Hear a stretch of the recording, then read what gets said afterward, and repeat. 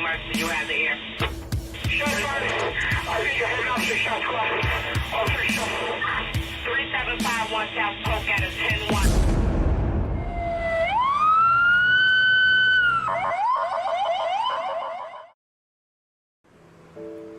The latest threat cops face on the bloody streets of Chicago are the very young.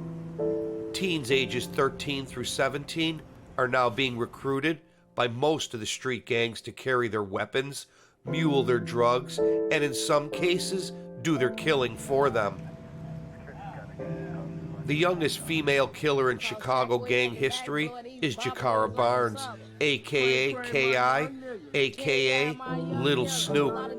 Her life from the very beginning was surrounded with violence. When she was barely one, her father was gunned down out in front of their home. And years later, she witnessed the murder of 13-year-old Tyquan Tyler. She treated him as though he was her baby brother. And by the time she was 13 years old, she had lost a couple more friends to gang violence. And this started her relationship with STL EBT, the Tukaville set of the Gangster Disciples. They became her new family at age 13.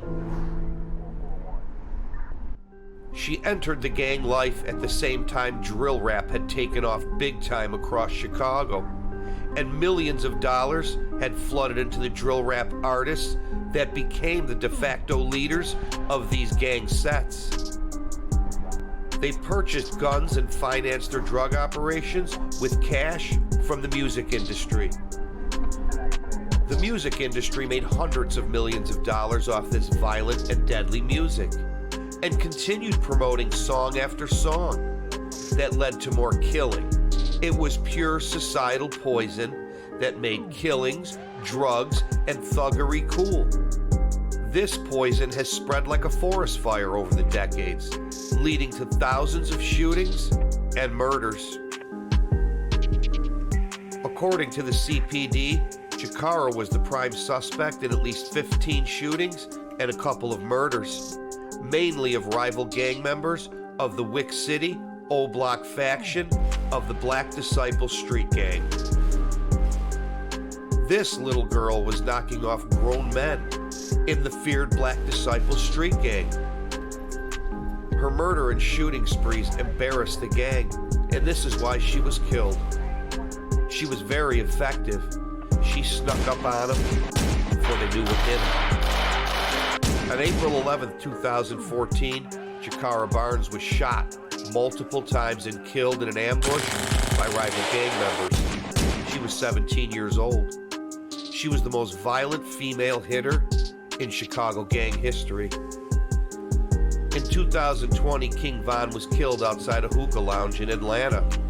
A year after the O-Block legend's death, CPD released documents claiming he and two others killed Jakara Barnes.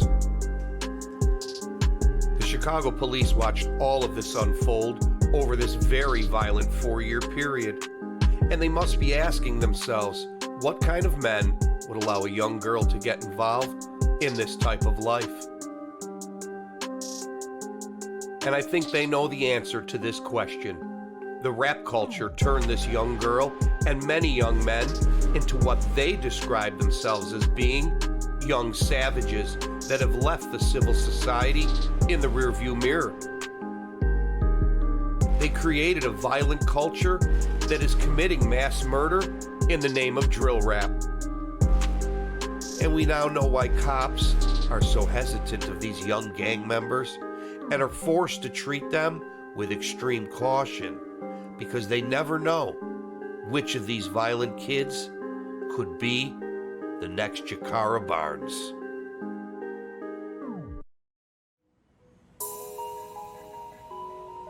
The Little Village neighborhood is one of several Hispanic gang strongholds in Chicago. It is home to a couple of gangs. The two largest are the Latin Kings and Gangster 2-6. These two gangs are constantly at war with each other and are surrounded on all sides by many different black street gangs that are also at war with these gangs in the village.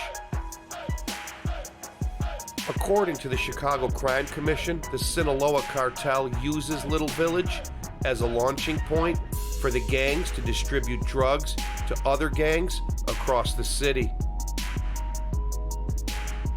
My mother grew up in the village in the 1950s and 1960s, when it was predominantly Italian, and by the late 1970s, the demographics of the neighborhood changed from Italian to Hispanic. When I was young, my mom would take us shopping down 26th Street. It was once in the top 5 business districts in Chicago. The gang violence increased in the 1980s when President Reagan declared amnesty for nearly 3 million Mexican immigrants. And directly after this, the cartel planted their flag in the village, and the drug-related violence has not stopped since. For nearly a decade, I worked just outside of Little Village and did business there, and I have first-hand experience on how things work in this neighborhood. The gangs have been terrorizing this community for decades. I have covered dozens of shootings in this neighborhood on the ground for nearly 8 years. The most recent gang shootouts are responsible for the murder of a little 8-year-old girl and the wounding of a 7-year-old girl and a 3-year-old girl. And many teens and residents have been shot and killed by teen and adult gang members. Both male and female gang members are regularly shot and killed in the village. The average age of a gang member in the village is 15 to 23 years of age, and most of the time, they are legacy recruits. Cops have been battling the gangs in this neighborhood for decades, and the Little Village neighborhood regularly appears in the top 15 most violent neighborhoods in Chicago. And this is why cops are on edge and very weary of the young gang members that are armed to the teeth, terrorizing this neighborhood.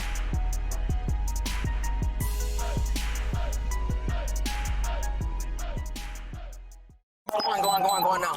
Don't say anything. Okay, can someone send a medical kit, please? 24th and Sawyer, please. Gunshot one over there. In the line of duty, cops sometimes find a split-second decision can be life-changing for all involved. I got a medical kit. Officers must make split-second decisions when it comes to the use of deadly force, and that is a heavy burden. This fatal police-involved shooting took place on March 29, 2021 at 2:30 a.m. A Chicago police unit was dispatched to the 2300 block of South Sawyer Avenue in the Little Village neighborhood due to a shot spotter alert that detected 8 shots were fired from the location. When cops pulled up on the scene, they immediately caught sight of 2 men walking through an alley. One of the men was armed with a gun. The first man was quickly tackled and taken to the ground by Officer Stillman. His partner stayed and cuffed him, while he focused on the other suspect running down the alley with a gun. He repeatedly called for him to stop and show his hands. The suspect did finally stop near a break in a wooden fence at the end of the alley, and a gun can be seen for a moment in his left hand along his side. Stillman again told him to drop the weapon, and the suspect turned slightly and flipped the gun behind the fence. He then quickly raised his hands. At the exact second, Stillman fired 1 shot, striking him in the upper chest area. Shots fired. Get an ambulance up here now. Officer Eric Stillman immediately requested emergency assistance and began chest compressions. He worked on the young man for quite some time as other officers arrived on the scene. Stay with me, hey. Stay with me. Hey, stay awake, Put man. the chest press on. I am. I'm going to start CPR. I'm not feeling a heartbeat. Go ahead, I'm trying as fast as I can. I got to get this chest seal first. As fast as I can. Try to get this chest seal open. They're coming in. Here we go. It's too sticky. This is the old one. It's too sticky. It became clear to Stillman this was not a man and looked to be a young teenager. But sadly, a short time later, he was pronounced dead on the scene. Give me a light. Give me a light now. Give me a light. Give me a light.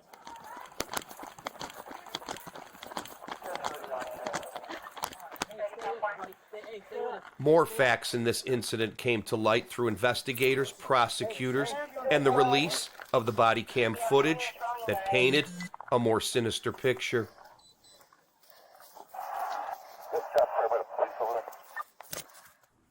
Before cops arrived on the scene, a nearby poor-quality school surveillance camera captured the moment shots were being fired by the pair. According to investigators, 21-year-old Ruben Roman fired the shots. He can be seen walking up to the corner, taking a shooting stance as a vehicle drove by, and then fired 8 shots while standing next to Adam Toledo. After the shots were fired, the gun ended up in the hands of Adam Toledo. Roman and Toledo ran north on Sawyer and ducked into an alley near 23rd Street.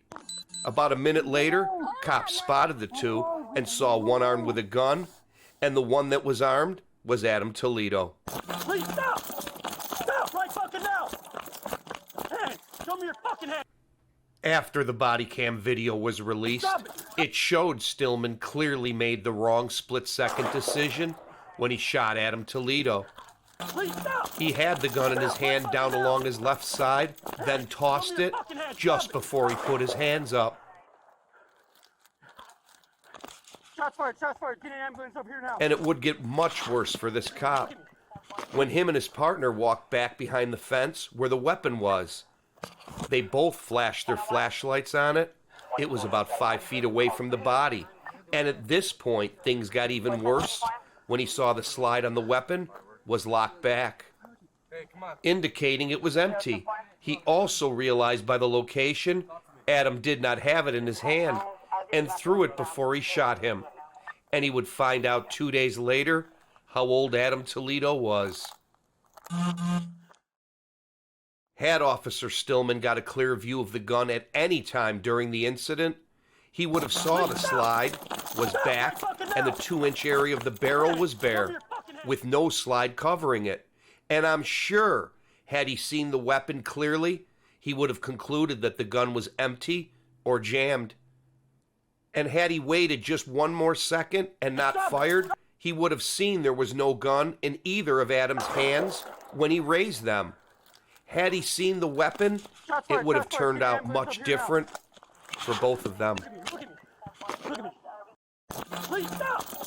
One theory of why he fired so quickly was he feared being shot, because he had no place to take cover. And I'm sure Officer Stillman was also aware of last year's stats. 14 cops were shot, and cops were shot at 79 times in 2020. The war on cops has been raging since the Ferguson, Missouri incident in 2014. And the fear in some cops' minds is real, and rightfully so.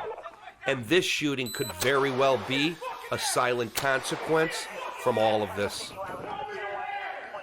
your hands behind your back. While in custody, 21-year-old Ruben Roman later denied knowing who Adam was during an interview with police several hours later.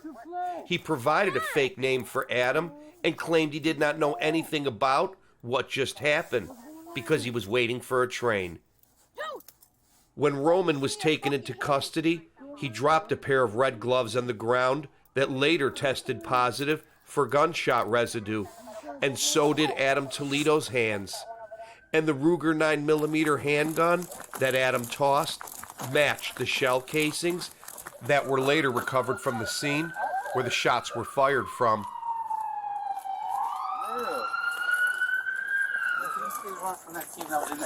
And they're busy, so they gonna take a while to come here. I don't understand. He's got to be some kind of king. But Hell yeah, because they came through. There's 2-6 probably captain from that shoot. Because the victim at the hospital right now is a 2-6. And that's probably retaliation. he says he's trying to get the Maywood on the pink one. So you guys want to go with him? My partner's just Okay. Here is how the Chicago justice system failed young Adam Toledo, not once but twice. CPD claims Roman is a member of the Latin King Street Gang, and he brought this 13-year-old boy out with him at 2:30 in the morning to shoot at a car with rival gang members in it from the street gang 2-6. Cops described this as a gang initiation of sorts, preparing Adam to do shootings. The car they shot at sped off. Earlier, a rival 2-6 member was shot in a car nearby. He refused to talk to cops about who shot him while being treated at the hospital. The shooting Roman and Toledo were involved in was connected to the earlier incident. According to social media, Adam was called Little Homicide and Baby Diablo by some of the Latin King members. According to the CPD, Adam had a fresh Latin King gang tattoo on his arm at the time of his death. Roman was in possession of a weapon while on gun offender probation, and he fired this gun 8 times at a car on a city street with this little kid standing right next to him. And the empty 9mm Ruger ended up in the hands of Adam Toledo. And none of this could have happened had Roman not been given probation on that gun charge. The biggest problem in Chicago are gang shootings and killings. And the question is, why does the justice system keep letting documented gang members charged with gun crimes back out on the streets? They know where gang members with guns end, with the shooting and killing of human beings. A couple of things are now very clear. Adam was a kid that was easily influenced by the gang life. You could see by the way he was dressed and the company he was keeping, he was all in on the gang life. And that night he went out with the child gang recruiter, and this got him killed. The cop that shot him made the split-second decision to shoot at who he thought was still armed and suspected of firing that gun minutes earlier. And the outcome shows it was the wrong split-second decision. When you see Stillman feverishly working on young Adam trying to save his life, and then you see him later sitting in the schoolyard after seeing the empty weapon on the ground, you can see he knows the decision he made was the wrong one, and it was going to change many lives, including his own.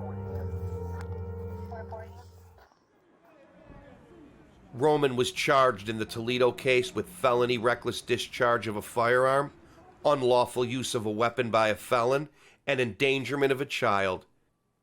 And he was held on a $150,000 bond.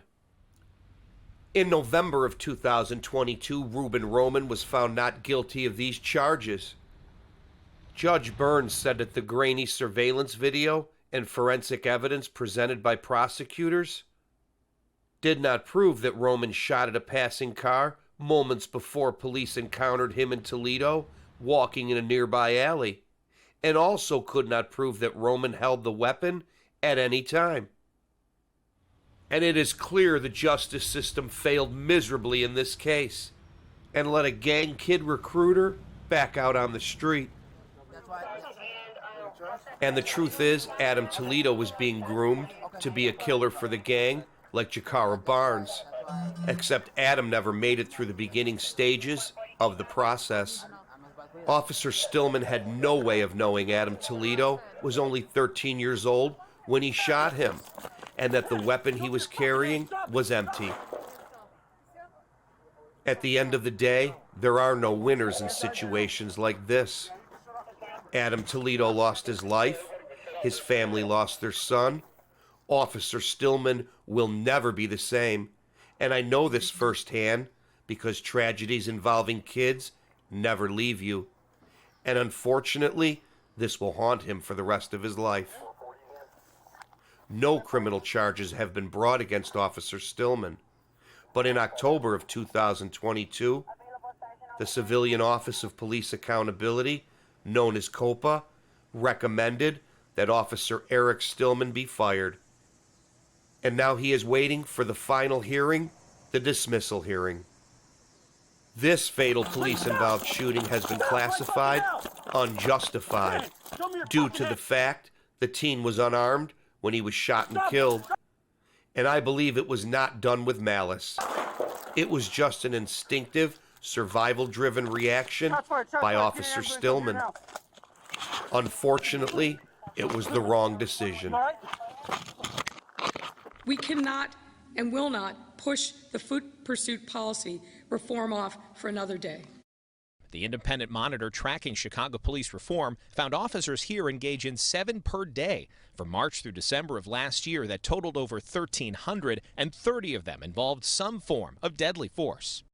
As mayor, I am directing that a new policy be in place before the summer, and it must reflect the input of focus groups of officers and the community. You pull up on a subject. By the time you rifle through in your head all the do's and don'ts of that new policy that would come out, the offender is going to be long gone. It's a joke. It makes no sense. Law enforcement is instantaneous action quite often, more times than not. So what do you think you're going to do? All you're doing is giving the criminals of this city more breathing room to not only now they know they just drive away and we're not going to chase them in a vehicle. Now they know just run away and we're not going to chase them on foot. How are you ever going to catch a criminal responsible for crime? Ever, with this policy and this whole mindset.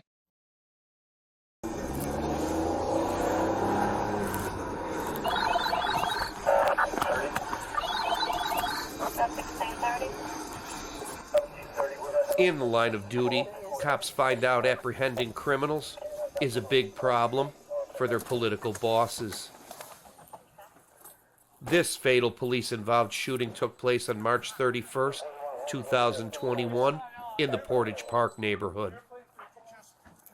2 days before this fatal police-involved shooting, officers Evan Solano and his partner, Sammy Encarnacion, saw a white Jeep parked at a BP gas station without a front license plate, but it had a temporary rear plate. As they pulled up, they immediately recognized the driver, 22-year-old Anthony Alvarez. They followed him, then they ran the temporary plate on the vehicle he was driving and found he had a suspended driver's license. Alvarez sped up and took off on cops, and Solano and his partner were ordered not to chase him, so they used the information from his license plate to get his address. And later, they went to his house to arrest him, but he was not there. The night of the shooting, cops encountered Alvarez again, except this time he was on foot, near a gas station on the 5200 block of West Addison. Cops pulled in the gas station parking lot behind Alvarez and attempted to arrest him. When Alvarez saw the cops driving up behind him, he threw his cup and a white bag to the ground, then grabbed the front of his waistband area of his jeans and began running through the parking lot. When Alvarez grabbed his waistband, cops could see a bulge from a gun, so they chased him on foot for over a minute. While he was running, he pulled out an FN 9mm semi-automatic pistol with a laser sight. During the chase, he had over a minute to ditch the gun, but he didn't. When Officer Solano turned the corner, Alvarez had slowed down because he slipped, and then Solano caught up to him and started yelling commands to drop the weapon.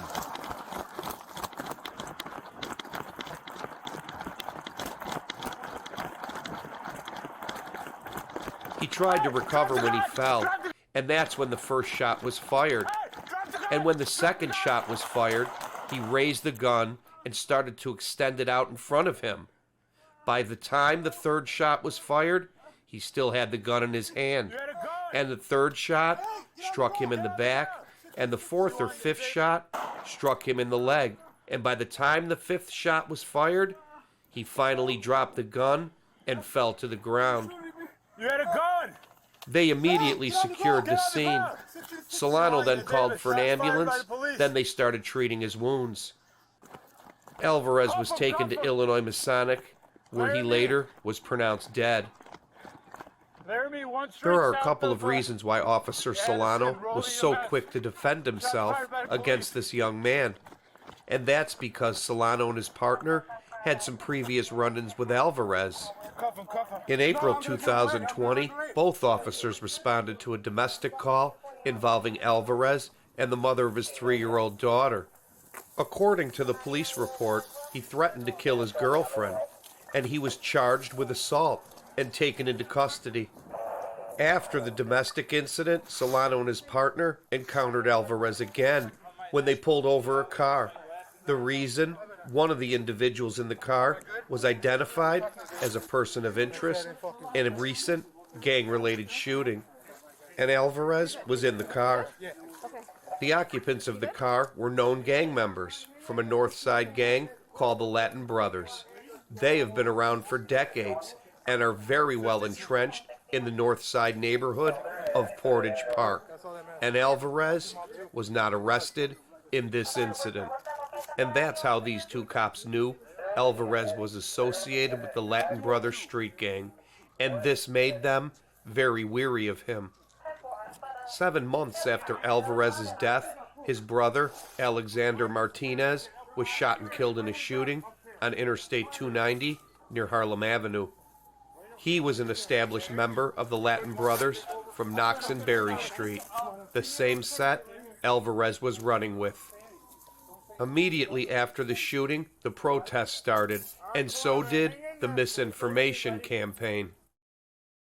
He obviously got scared and he started running, and he had a gun on him, but he was never pulling it out. As community members call for further investigation, I think it was a misuse of police force. Counter-protesters came by to show their support for Chicago police. This is a very dangerous city right now, and we're putting it all on their backs. After the shooting, COPA, the Civilian Office of Accountability, stripped Officer Solano of his police powers and claimed the foot pursuit was not justified, and the decision to chase Alvarez led to his death. COPA recommended Solano be fired, calling the improper use of deadly force an egregious act requiring severe consequences. COPA also recommended that his partner receive a substantial suspension up to and including being fired from the department. And the action taken against Solano by COPA, I am sure, was because of a cell phone video of Solano pulling his weapon while in uniform. He claimed he was protecting himself from an angry man during a road rage incident. He never raised the gun, just held it down along his side as a deterrent. PC7I team that Solano is also the man in this cell phone video recorded last week in Logan Square. That video shows a 29-year-old officer with a gun in his hand arguing with another driver. Chicago Police Superintendent David Brown disagreed with COPA's finding and instead recommended a 20-day suspension for both cops. This went to the Chicago Police Board, and a short time later, board member Stephen Block issued his decision. Block said chasing after Alvarez and Solano's decision to shoot him were objectively reasonable, and neither officer went against their training on foot chases by pursuing him. You had a gun! Hey, get on the ground! Get on the ground! C1 and David, shots fired by the police. COPA's oversight board and the Alvarez family refused to acknowledge the fact that he had an illegal gun with a laser on it in his hand and refused to drop the gun during the 1-minute chase, and only dropped it after they shot him. This was Cook County State's Attorney Kim Fox's charging recommendation in this case. You had a gun! Their families, as well as the families of the officers and the officers themselves, are permanently altered. Cook County State's Attorney Kim Fox announcing the decision not to press criminal charges and the difficulties Chicago police face with split-second life or death decisions. The timing of these actions was within 1 second. Hey, drop the gun! Drop the gun! While pursuing Mr. Alvarez, neither officer had unholstered his weapon. Chicago police officer Evan Solano and his partner cleared of criminal wrongdoing, Fox says. Investigators determining that Solano, who fired 5 shots, had reason to fear for his life and the life of his partner. But Fox says he violated police foot pursuit policies. It is important to highlight that the officers themselves created the conditions which the use of deadly force became necessary. And Kim Fox just could not help herself. She blamed the cops for pursuing an armed criminal suspect with an illegal gun, but failed to mention the fact it all started the minute he ran and then pulled out a gun, becoming a fleeing criminal. Alvarez's mother filed a lawsuit against the city and the CPD. I'm good for now. Just give me another tourniquet right here.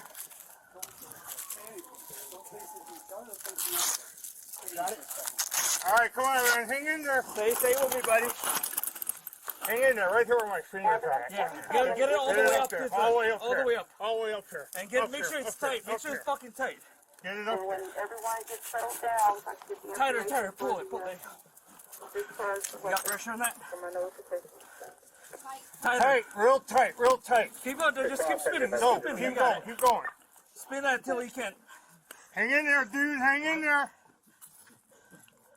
The grief of the family is understandable, but they refuse to acknowledge the facts in this case. A handful of people rallied in support of the Alvarez family and the public release of the video. As his mother indicated already, it has really left us with more questions than answers. But I know what I saw. And I saw Chicago police officers shoot their son as he ran away from them. The gangs of Chicago are responsible for corrupting the youths of this city, and gang members with illegal guns have been terrorizing these communities for decades. There are approximately 80,000 to 100,000 gang members across Chicago, and according to PBS, gang violence is responsible for nearly 30,000 murders and a couple 100,000 shootings in Chicago over the past 50 years. The reason why gangs flourish and continue to corrupt teens is because the media, politicians, and families of these young men are programmed to ignore the real problem that is right before their very eyes. And the only solution they continually come up with is to change every aspect of policing. And they are ignorant when it comes to criminals with illegal guns. And the violent gang society in Chicago is quickly dragging the rest of the city down. The Alvarez and Toledo cases are responsible for the revised foot chase policy that was put in place in the summer of 2022. The politicians now want cops to stop chasing criminals that commit minor crimes. They claim it will be safer for cops and the community. And this policy would not have changed a damn thing in the Toledo and Alvarez cases because they both had guns. This policy does not restrict cops from chasing armed suspects. It only changes the reason why cops can pursue them. The truth is, this policy creates more paperwork for cops that chase a suspect on foot. They now must fill out a lengthy bicycle pursuit form, similar to the one in the consent decree that makes cops fill out another lengthy form anytime they pull over a vehicle for any reason.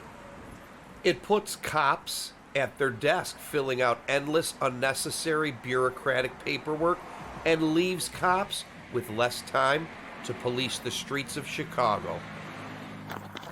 This fatal police-involved shooting was a close-quarter type confrontation that left Officer Solano with no choice but to fire first. And unlike the Adam Toledo incident, the split-second decision in this case turned out to be the right one, because Alvarez was an armed threat to cops made clear in the body cam video. And this fatal police-involved shooting has been classified justified. Right here! Hey, that unit just passed us. We'll have to walk up, I think, Pat. In the line of duty, cops sometimes respond to calls related to fellow off-duty officers that become victims of a crime. This non-fatal police-involved shooting took place on March 31st, 2021. Cops responded to a call of a break-in and a person shot on the 3100 block of West Belle Plaine in the Albany Park neighborhood. This situation started when 33-year-old Jose Mendoza wandered into an apartment building and hung around the vestibule for a couple of minutes. He was drunk and did not know where he was. According to the statement from off-duty Chicago cop Ewan Smith, Mendoza knocked on my door. As I approached to open it, he pushed it in, and I tried to close it, and he just pushed. He forced his way in, and I didn't know what. At this point, he shot him. The security video does not have a good angle of the incident. It shows Mendoza knocking on Smith's door, and he can be seen crouching down, and then the door cracked open, and he stood up, and it looks as though he steps into the apartment, and that's when Officer Smith shot him in the face. And then he fell and began bleeding from his face. Mendoza was not armed with a weapon of any kind. Now, there are two sides to this story. And Smith's side of the story is he was protecting his wife and their 21-month-old daughter. And he had no way of knowing if Mendoza was armed with a concealed gun or knife as he forced entry into the apartment. And that's why he shot him. Then there is Mendoza's side of the story. He admitted he was so intoxicated he did not know where he was. And according to the surveillance video, he couldn't even stand, and claims he made an honest, drunken mistake when he tried to force his way into the home of Officer Smith. He also admitted he thought he was at a friend's house. Mendoza is partially responsible for all that followed, but there are a few things that do not look right. It appears that Mendoza was kicked by Smith a short time after he shot him while he was crouched over face first on the ground. He fell over and then quickly sat back up and then fell face first into the apartment and stayed there. Then the video clip ends. You can see in the video the door opening and closing at least 3 times by the shadow of light that appears on the wall. It looks as though he was still being attacked by the cop after he was shot. According to the timestamp on the video, it indicates after Smith closed the door the 3rd time, he did not come out for over 6 minutes and can be seen opening the door of the apartment and stepping over a bloodied Mendoza after police arrived. He had multiple arrest warrants and a pending DUI case. He was charged with burglary, home invasion, trespassing, and was held on a $1 million bond.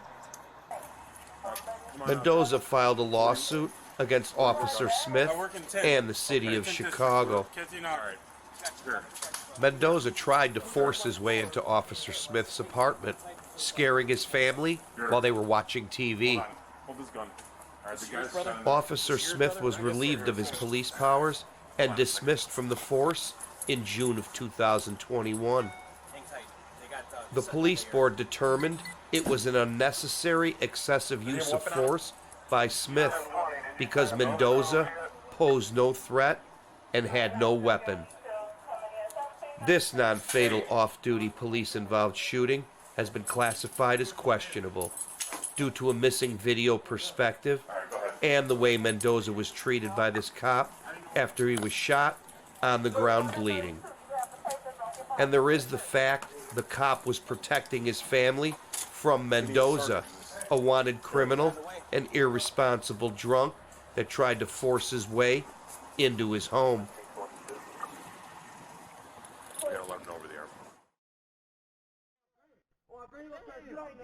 This fatal off-duty police-involved shooting took place on January 17, 2023, on the 1300 block of West 90th Street in the Brainerd neighborhood.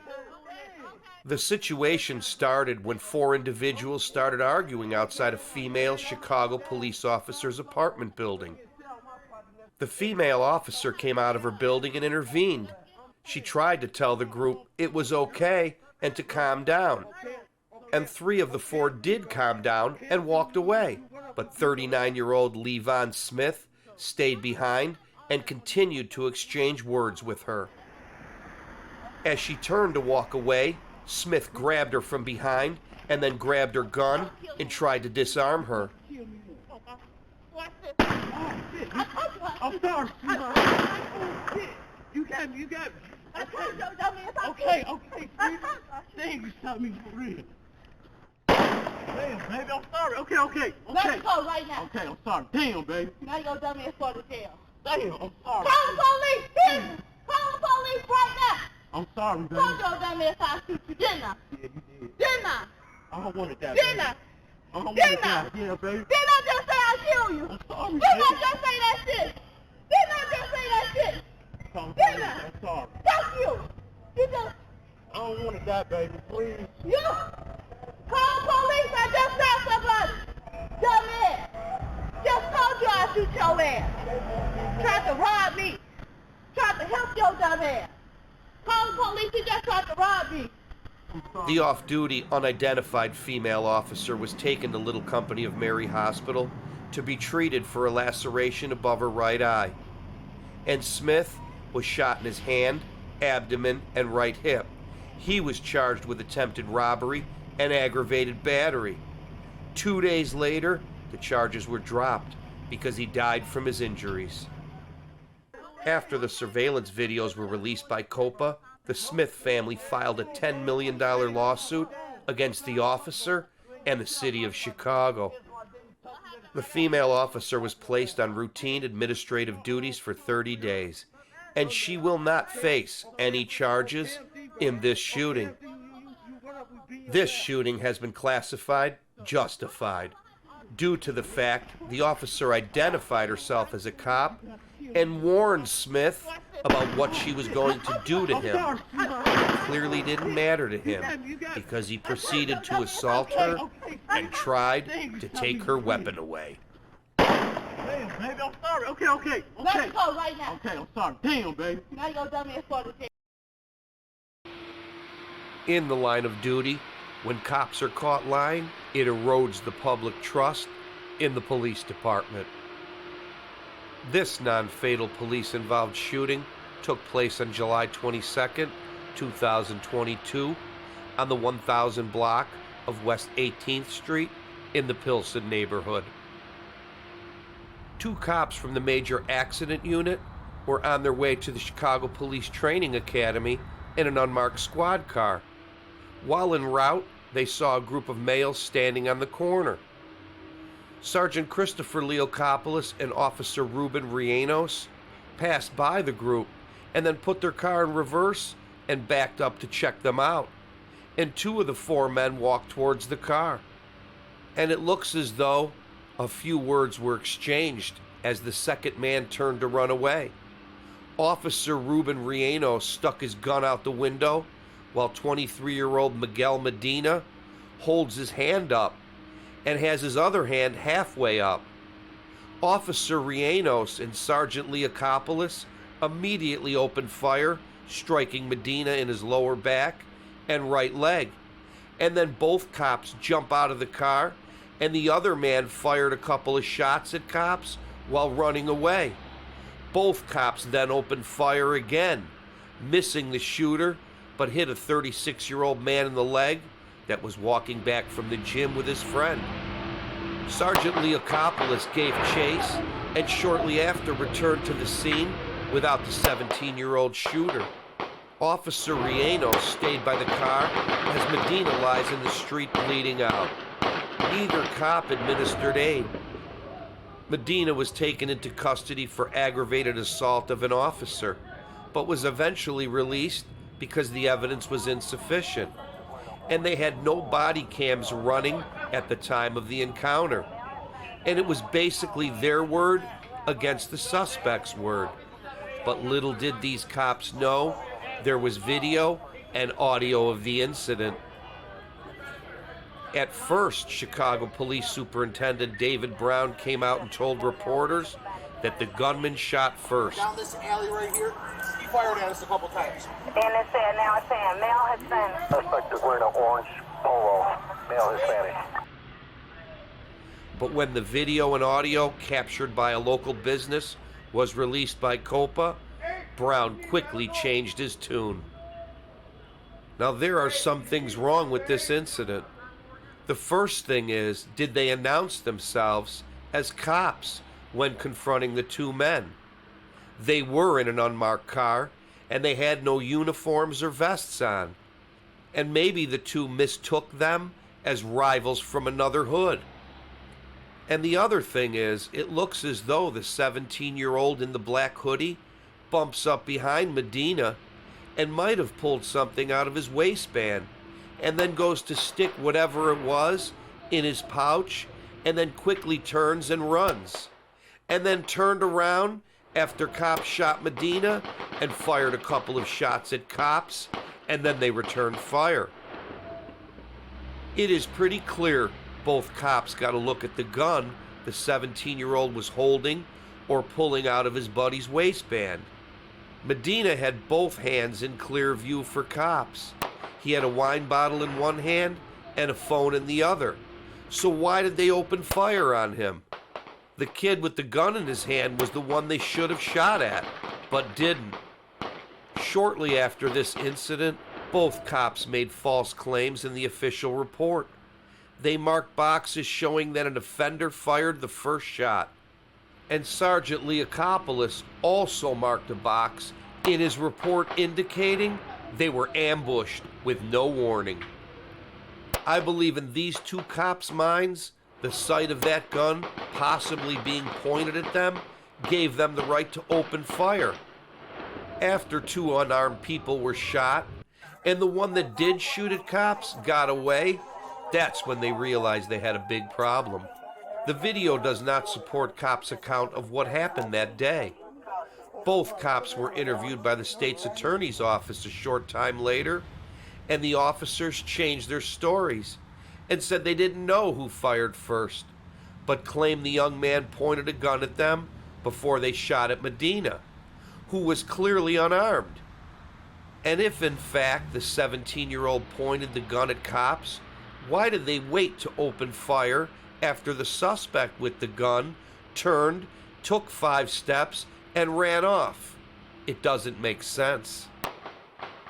The big problem here is that these two rotten cops were willing to let the state's attorney's office charge Medina with aggravated battery to a peace officer to save their own asses. Leakopoulos and Reynoso both face up to 30 years in prison on charges of aggravated battery with a firearm, aggravated discharge of a firearm, and official misconduct. They were both released on bond and have been stripped of their police powers. Had they told the truth in the very beginning, it would have made all the difference in the world, but they chose to lie instead. And due to the lie, this non-fatal police-involved shooting has been categorized as unjustified. But the shots fired at the suspect that fired on them is justified. The 17-year-old that fired at cops was eventually caught, and police wanted the teen charged with attempted murder, but no charges have been filed against him by the state's attorney's office.